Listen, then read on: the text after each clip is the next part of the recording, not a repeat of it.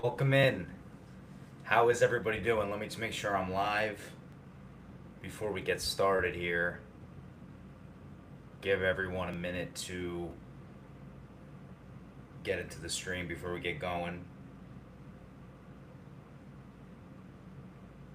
Yep, we're good. Yeah, so we got a great show for everyone today. Um, Really excited to get into the New York Giants, who played their first, obviously, preseason game over the weekend against the Minnesota Vikings. We will discuss my takeaways from that game and kind of some stock up, stock down on some of the players. We will also kind of evaluate Jaxson Dart and how he played in the game, and we'll also talk a little bit about the roster crunch that the Giants are currently having at the wide receiver position, where obviously there's going to be a lot of tough decisions that have to be made for the Giants as they kind of get closer to cutdown day. And then we will briefly at the end touch on the Yankees as another really just broke right before I came on here. Max Fried is going on the injured list with an elbow strain, the exact same strain that he had earlier in the season that kept him out, I believe, 2 months. So really, really a difficult kind of slog for the Yankees as they just have never been able to get healthy the entire season. But we will touch on them at the end a little bit for sure. And yeah, again, the housekeeping stuff. If you're watching the stream on YouTube, really appreciate it. Give the stream a like, subscribe to the channel. Really, really appreciate that. And definitely very grateful for you guys to do that. Um, so yeah, I think we can get started.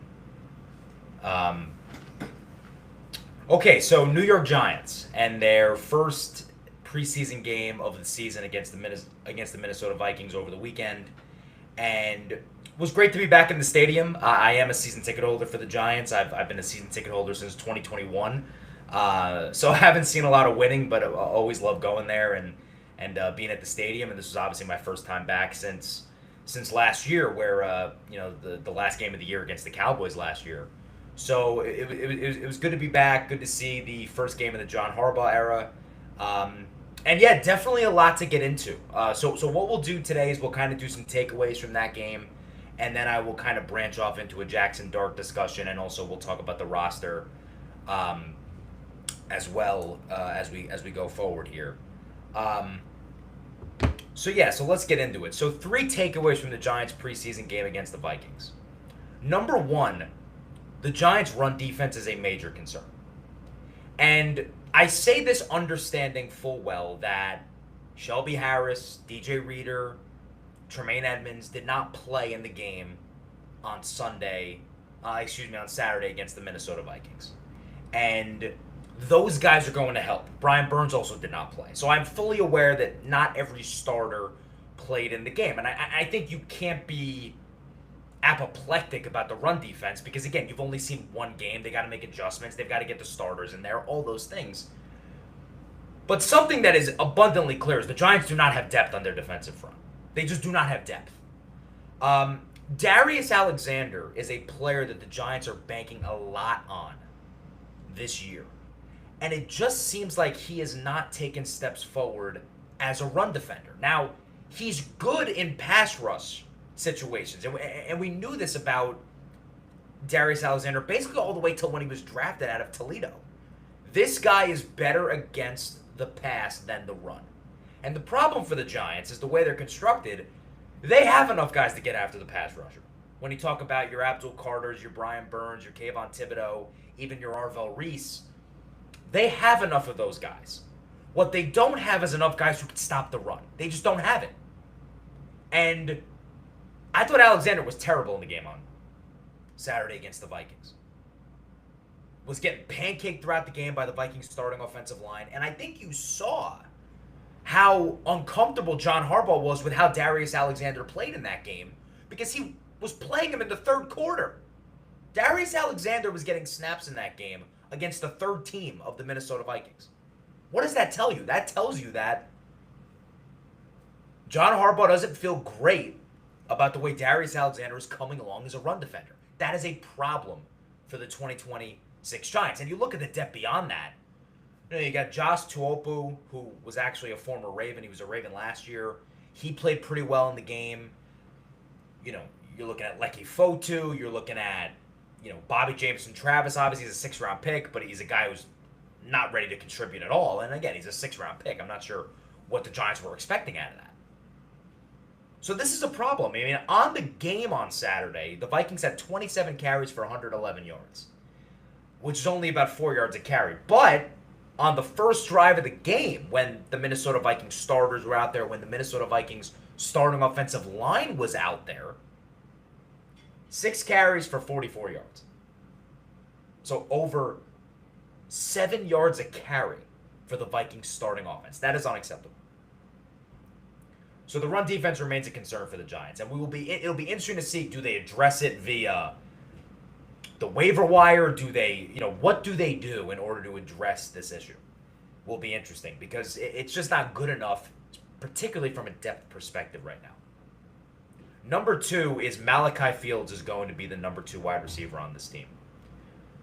The hype train has left the station with Malachi Fields. I've been banging the drum pretty much ever since the draft.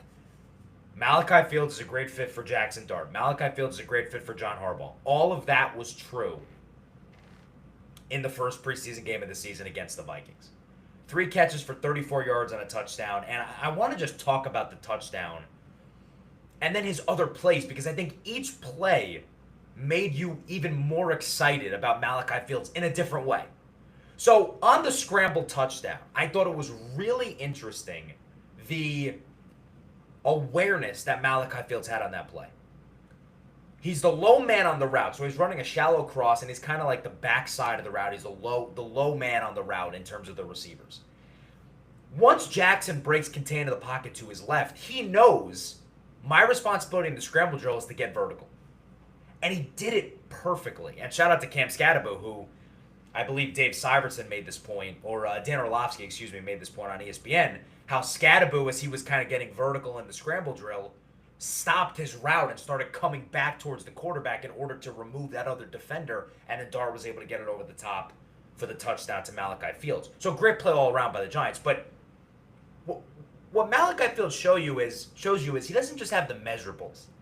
He has the cerebral, he has the smarts to play wide receiver in the National Football League. And then the blocking. I mean, the play on Saturday where they motioned Fields into the backfield, and he almost was like an inline blocker on that play, like a tight end or like a fullback formation. And he goes pound for pound with Jamal Adams. I mean, he got bumped back a little bit. Of course, you're facing a guy who's like a 10-year NFL vet. But Malachi Fields held his own, and Malachi Fields was blocking his ass off in the run game the entire game. It just shows you this guy has an incredible opportunity to be the number 2 wide receiver in this offense. And his other plays were impressive as well. So he runs a nice little curl route from Jameis. He gets it on the right side of the field. He gets a first down. And then the last play was the most impressive, where, again, Fields is a tall guy, 6'4", 6'5" frame. Winston throws a low slant to the ground, and Fields is able to go down like it's nothing and make that play. I mean, that's a play that, if we're being real here, Giant wide receivers do not make normally. Unless your name is Malik Neighbors. Giant wide receivers don't make that play. So very impressive for Malachi Fields. Number 3 is Arvell Reese is going to be an impact player in year 1. Arvell Reese immediately showed you why he was the number 5 pick in the draft, and why the Giants probably got a steal at getting him number 5 in the draft. Arvell Reese is just blowing up dudes on run plays. Like, there was a play in the game where he just blew up, I believe it was a fullback, just like knocked him over. He is so powerful. And look, I mean, I'm not breaking any news here. I mean, everybody who evaluated this guy on tape, including me, knew, wow, Arvell Reese is powerful. Like, that's the first thing you said when you flipped on his game tape. It was like, wow, he's a powerful player. And you saw that in the game.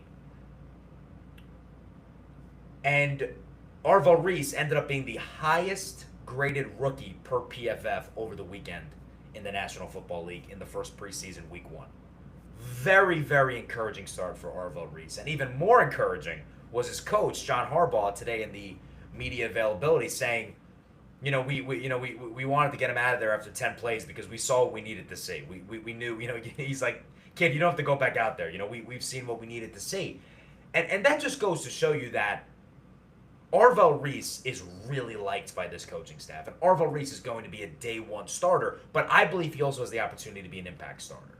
And listen, when you look at Tremaine Edmonds and Arvell Reese, it's going to be a fun inside linebacking core. The Giants are going to make life hard on their opponents.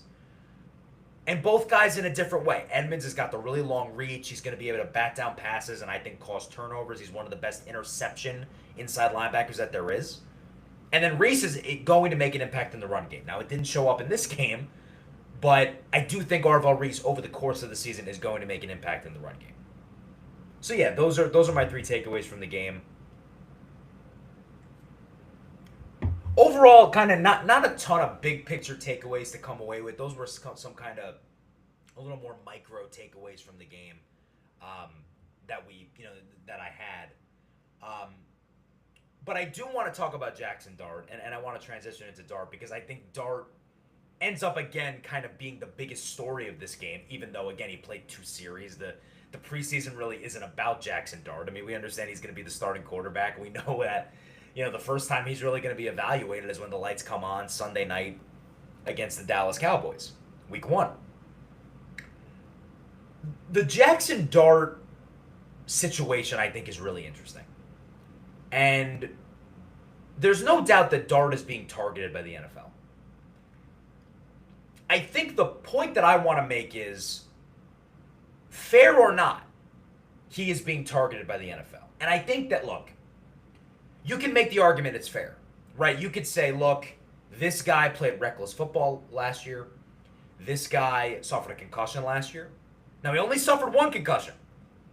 I want to remind everybody, he suffered 1 concussion last year. Not 3 or not 2. 1 concussion. Want to make that clear. But, played the game recklessly, suffered the concussion, went into the Blue Medical Tent, I believe, 5 different times last year. So, you can make an argument, and look, he gets leveled in this game. I mean, Tyrone Tracy completely whiffs on the block, and the Giants actually ended up bringing in Najee Harris for a visit today to potentially be, another running back in the room. It would not stun me if, not Najee Harris, but Devin Singletary actually ends up getting some of those RB2 reps behind Cam Scadaboo, who's the clear running back 1 in my opinion. But you just can't miss that block. Anyway, so Dart gets leveled. And he laid there like he just got shot for about a second and a half or 2 seconds. And that is going to trigger concern.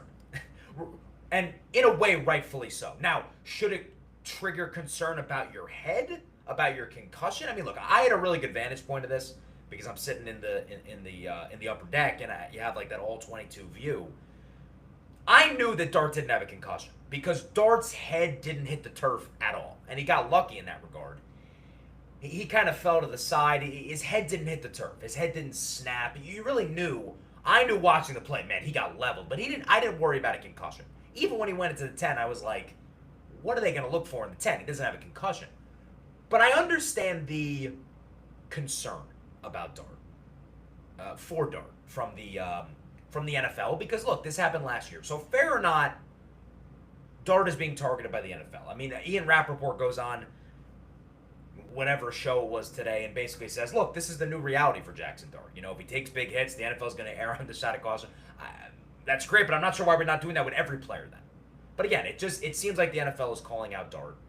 And I did want to play a quote from Jaxson Dart that he had in the post-game media availability after the game on Saturday, where he kind of discusses the NFL's targeting of him. So I wanted to play that for you all here.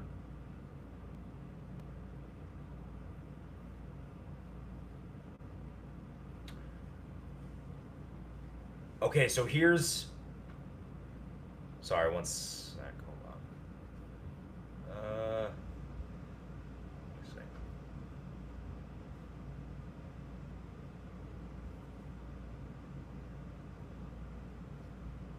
Oh, I see what I gotta do. Hold on. One sec. Sorry about that.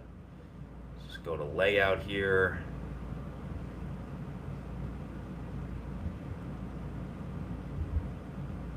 Uh, let's see. See if this works. There you go. So here's Jaxson Dart discussing his um, trip to the medical tent on Saturday. As far as the blue tent, like I really respect the rules and the thought behind the NFL has of keeping players healthy and reviewing things, but at the same time, I'm still puzzled by it just feeling like every time that I get hit, I find my way in there, which at times I still try to wrap my head around. But that's all that I'm going to say about that situation. I'm really happy with how the drive ended. So, of course, that was Jaxson Dart discussing going into the medical tent on Saturday. And listen, this is the bigger point I want to take on Jaxson Dart. He's got to protect himself. We've been through this. That's not really what interests me in this conversation. What's interesting to me is, why are people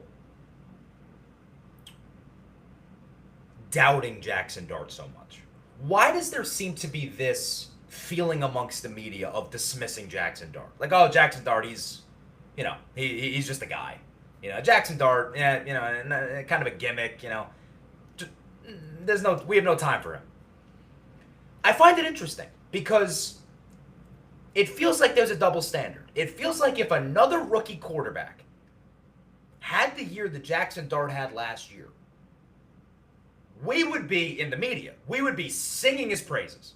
We'd be like, oh, look at the upside of this guy. Look how exciting this guy is. Look at the plays he's making.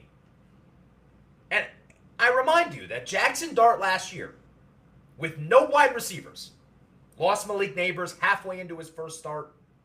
Rest of the room was pretty terrible, if we're being honest. And no running backs to speak of once Cam Scadaboo went out for the year about 5 games into his career against the Philadelphia Eagles. Dart put up a season where he had 15 passing touchdowns, 9 rushing touchdowns, so 24 total touchdowns, to only 5 interceptions, and he was 17th in the total QBR metric that ESPN puts together, where they evaluate quarterbacks. And that was in 12 starts. All those numbers Jaxson Dart put up. Now you look at, as a comparison, another rookie quarterback last year, Tyler Shuck, who everybody loves entering 2026. Oh, I loved what I saw from Tyler Shuck. I loved the rookie tape he put out. That's all I hear about Tyler Shuck. Tyler Shuck this, Tyler Shuck that. Tyler Shuck, in 3 less starts, only 3 less starts last year. He had 9 starts, Dart had 12. He had 10 passing touchdowns, 3 rushing, 6 interceptions, and was 21st in total QBR. Dart objectively had better numbers than Tyler Shuck. And yet, there's just this dismissive attitude that hovers around Jaxson Dart from the NFL media. I'm not saying within the Giants building. The Giants love Jaxson Dart, right? And I think Giant fans love Jaxson Dart. But everybody just is like dismissing this guy. And I mentioned this because the NFL is targeting Dart, and I think it's wrong. And I think people act like Dart's this nobody. I mean, if another guy had Jaxson Dart's rookie season, people would be singing his praises, particularly with all the circumstances that he had to deal with. And yet, everybody dismisses Jaxson Dart. And I don't get it. What you have to realize with Jaxson Dart, his full package is what makes him special. You can't take away what makes him special. The off-script, the improvisation, running the football. Yes, he's got to get better as a pocket passer. Yes, he's got to get better on schedule. But Dart's full package is what makes him special. And you either accept that or you don't. And I think as of this moment in time, could it change? Of course. We got to see how the season plays out. We've got to see how things progress over the course of the year. But at this present time, we should be all in on Jaxson Dart. We should be feeling good about our second-year quarterback. And I just find it interesting that everyone is dismissing this guy. I think a lot of people are missing the boat on him. So that's my Jaxson Dart take. Look, stay out of the medical tent, kid. You do not want to be going into the medical tent. And I'm not saying this time he should have went in, but the bottom line is, Dart has gone into the medical tent 6 times, and he's only started like 13 games in his career. So it's getting to be a lot, and he's got to protect himself. But I also think the NFL, at the same time, is really targeting him in this matter. I want to pivot now to the wide receiver position, and obviously there's so much to get to with the Giants as the season is less than a month away. But I wanted to discuss this wide receiver position because I think it's a fascinating, probably the most fascinating roster battle that the Giants currently have going on with the current roster. And I kind of wanted to break down each guy that's in the battle and discuss my thoughts on who I think should make the roster and more so how the Giants should view the wide receiver position globally entering the 2026 season. So here's my kind of big picture thought on the wide receiver position as we enter the season. So Malik Nabers is unquestioned the wide receiver 1. Assuming he's healthy, Malik Nabers is clearly going to be wide receiver 1 week 1. There's not much else that we need to say about that. Number 2 is Malachi Fields. And I think Malachi Fields, as I mentioned, is the wide receiver 2 week 1 in this offense. He is the big body. He's going to make plays in the red zone. And I also think that he's going to be a really good blocker. So I just think that opposite of Malik Nabers, Malachi Fields is the wide receiver 2. So there's really nothing to say about those 2 guys that are on the roster. Number 3, Darius Slayton. And I bring up Darius Slayton because I think there's 2 points. 1, he is a veteran that has been in the league. And 2, he has a contract that is difficult to move. The Giants would have to, I believe, eat $15 million of dead cap. I mean, again, another brilliant Joe Shane contract, right? 2 years, $32 million to Slayton. But with his present contract situation, I don't think cutting Darius Slayton really does you much good.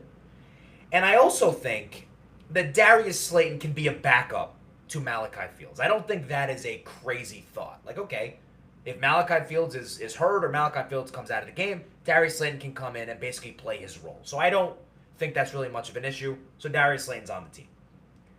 Then it gets really weird and it gets really interesting because you look at the kind of 2 pairings that make up the next 4 guys in the room. And I'll break it down kind of in each pairing. So one of the pairings is Braxton Berrios and Calvin Austin. Now, I bring up those 2 guys because Berrios and Austin both possess special teams ability in terms of returning punts and things of that nature. I don't see how you roster both Braxton Berrios and Calvin Austin because I think they're redundant.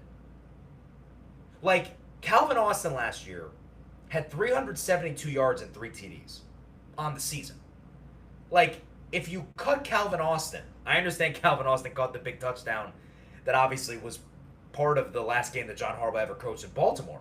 Obviously winning that game to get the Pittsburgh Steelers into the playoffs. But, Calvin Austin is not some great wide receiver. He's a pretty mediocre wide receiver, is what I would say about Calvin Austin.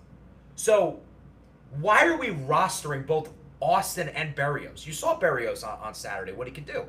Really good punt return, can return kicks, can play some slot. I don't see the point of rostering both Austin and Berrios. I think it's redundant. So that's my take there. And then you have Odell Beckham Jr., who we will get to now, and Darnell Mooney. Now,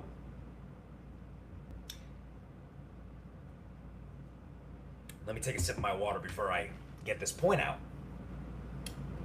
We've got to pump the brakes with Odell Beckham Jr. So, again, was at the game Saturday. People went nuts when Odell Beckham came onto the field. People lost their minds. They were cheering. He got a huge ovation, and it was awesome to see because, again, the guy was a giant, drafted by the organization over 10 years ago. It was a cool moment. But let's just present the facts with Odell. He looked good in the game on Saturday. However, much of that game where he looked good, he was going up against guys that are not going to be on NFL rosters.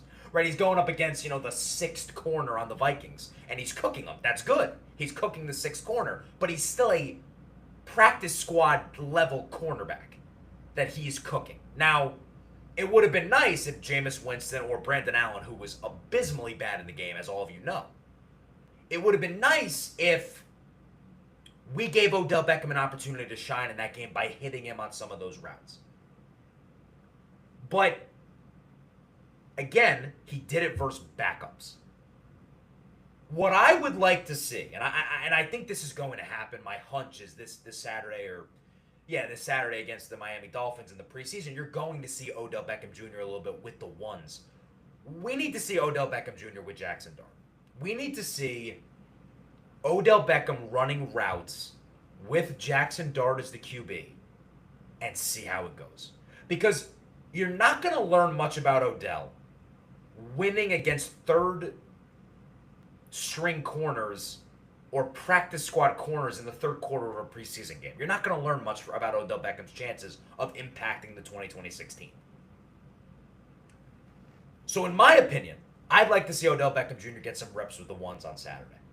Give him an opportunity to go up against Darnell Mooney and go up against Darius Slayton and see if he can make an impact. To me, that is the next step before you make a decision there. And then there's Darnell Mooney, who I think is in this. I grouped him with Beckham because similar to Berrios and Austin, they are redundant.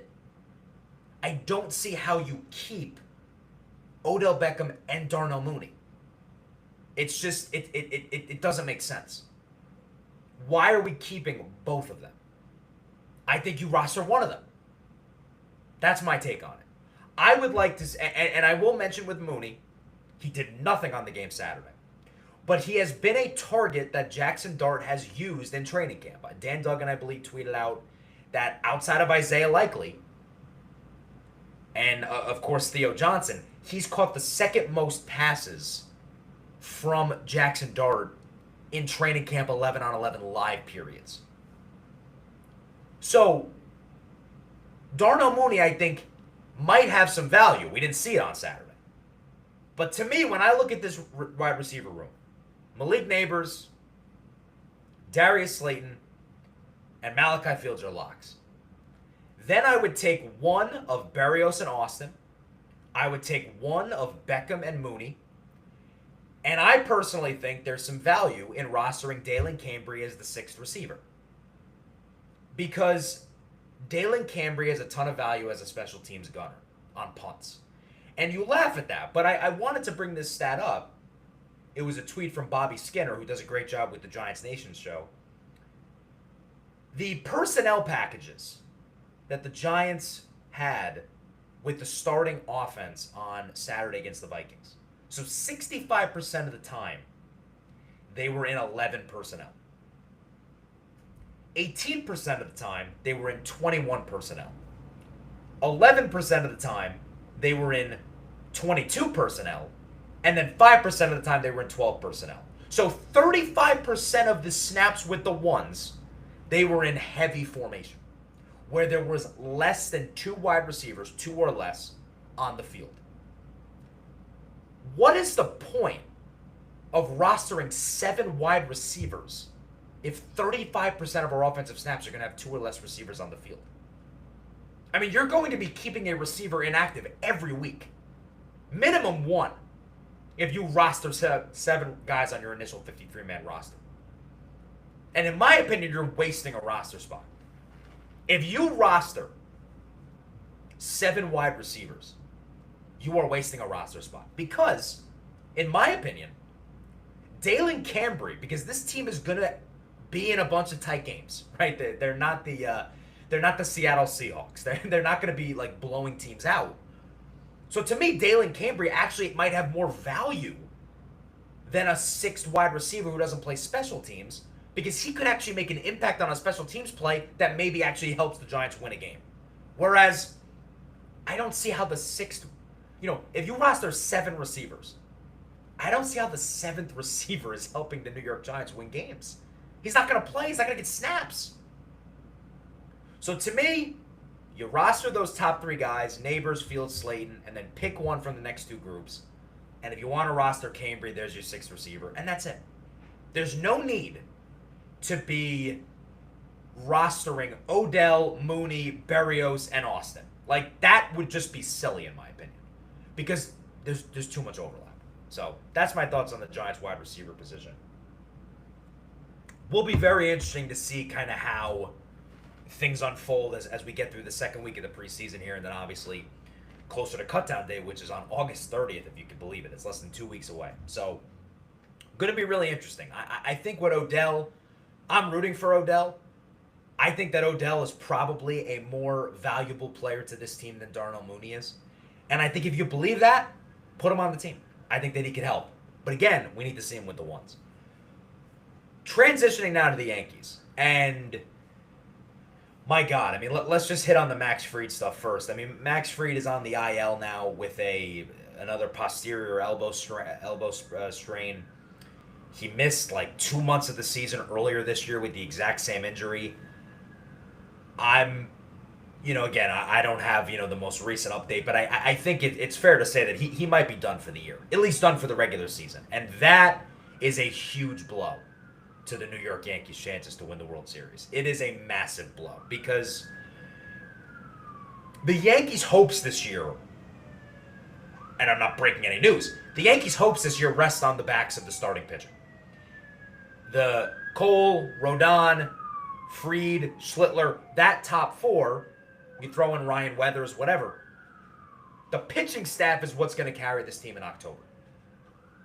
And now you have one of your top three guys in Max Fried on the shelf and potentially out for the year. So that's a huge loss.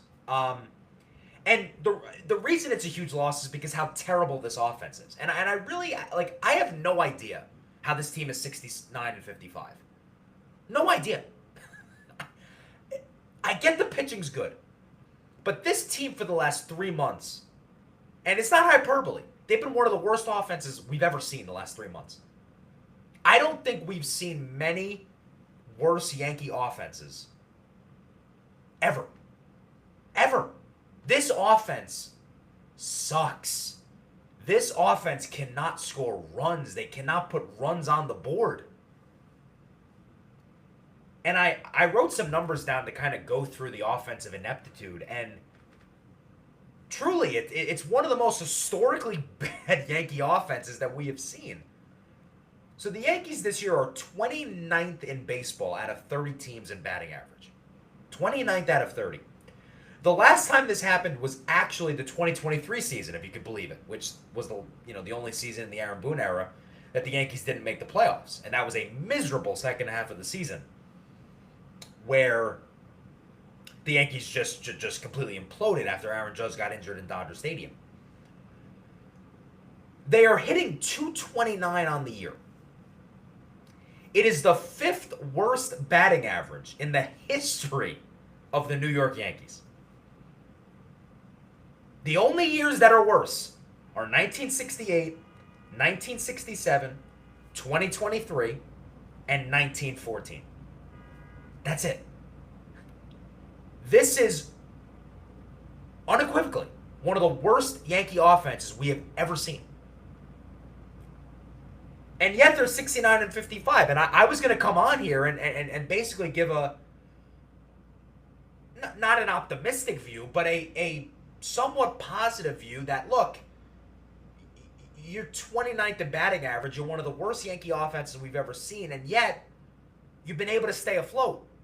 You're basically a 500 team, maybe a game or two over 500 actually, without Aaron Judge over the last 3 months. And overall, you're 69-55, which I think is incredible. Given this offense, I cannot believe they have the record they have. And it speaks to the pitching, but it's incredible that they have that record. And I was going to make the point that, look, you're at this point, you've gotten to here. Can the injured guys, Bellinger, Stanton, Judge, come back and resurrect this team? Because they've been able to tread water. The problem is, they just haven't been healthy all year. I mean, just take the rotation. The starting rotation of Max Fried, Garrett Cole, Carlos Rodon, and Cam Schlittler. That rotation that we've dreamed about They haven't played one game together all year. They haven't played one game together all year due to injury. So at a certain point, you look at it and you say, Judge has missed 3.5 months. Stanton's missed the whole season. Bellinger's missed a month and a half. It just might not happen for the Yankees this year. It just might not be in the cards for the Yankees this year. Because when they get one guy back, it's announced that Carlos Rodon is starting tomorrow. Max Fried now is back on the injured list. And that feels like it's been the whole season for the Yankees in terms of injury. And the final point I'll make, and this is the last thing, even if those injured guys get back, and even if you were healthy, this batting average situation and this offensive situation is really going to be hard to overcome. Because again, you could laugh at batting average. I mean, the nerds out there can laugh at batting average. This is the 5th worst batting average in the history of the Yankee organization this year. That is an offense that is going to really struggle to win a World Series. Regardless of Aaron Judge, you could bring anybody in. That's an offense that's really going to struggle to win a World Series. It's going to be hard to overcome that.